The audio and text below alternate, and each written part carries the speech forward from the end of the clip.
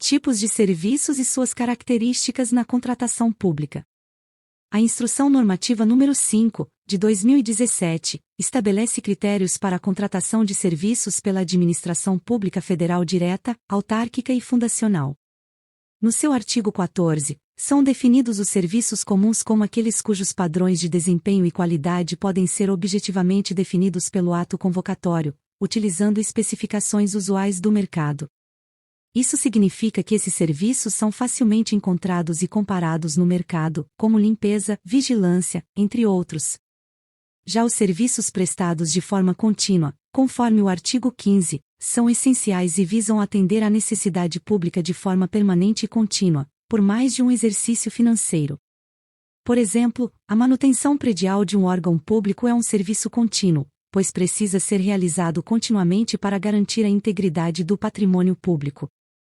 Por sua vez, os serviços não continuados ou contratados por escopo, conforme o artigo 16, são aqueles que impõem aos contratados o dever de realizar a prestação de um serviço específico em um período predeterminado.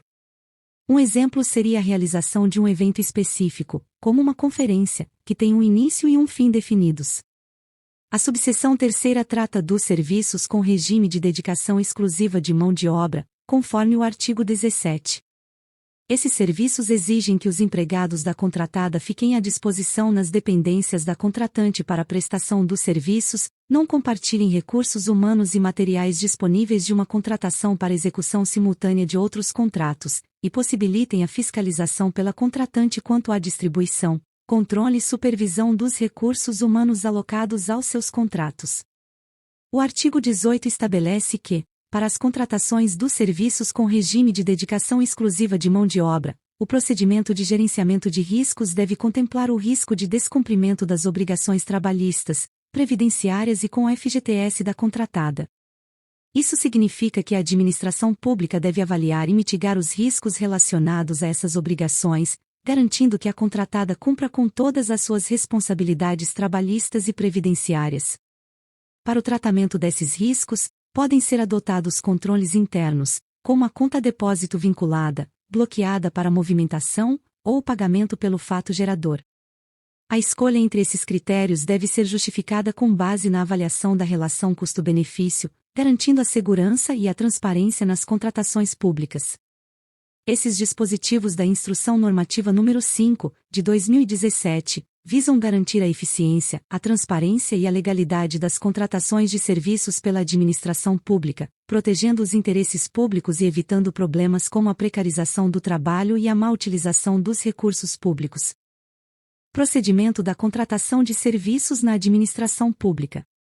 A Instrução Normativa número 5, de 2017, estabelece as fases que devem ser seguidas para a contratação de serviços pela Administração Pública Federal direta, autárquica e fundacional. A primeira fase é o planejamento da contratação, que consiste na definição detalhada do objeto a ser contratado, considerando as necessidades da administração e os recursos disponíveis. Nessa fase, é essencial a elaboração de um termo de referência ou projeto básico, que contemple os requisitos técnicos, o orçamento estimado e os critérios de seleção do fornecedor. A segunda fase é a seleção do fornecedor, onde ocorre o processo de licitação.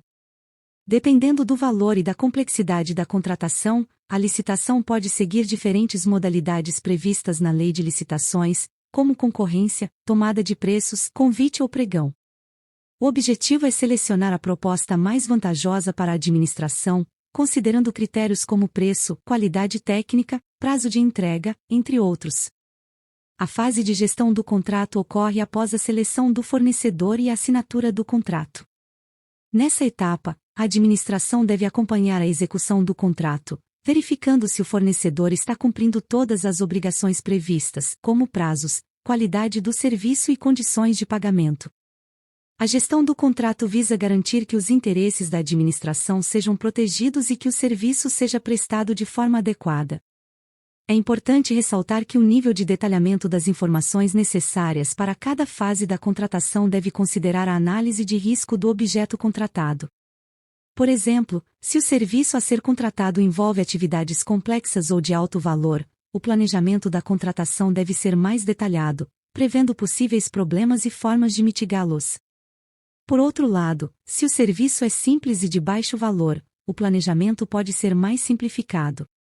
Essas fases e procedimentos têm como objetivo garantir a transparência, a eficiência e a legalidade das contratações públicas, evitando problemas como a sobreposição de atividades, a falta de planejamento e o desperdício de recursos.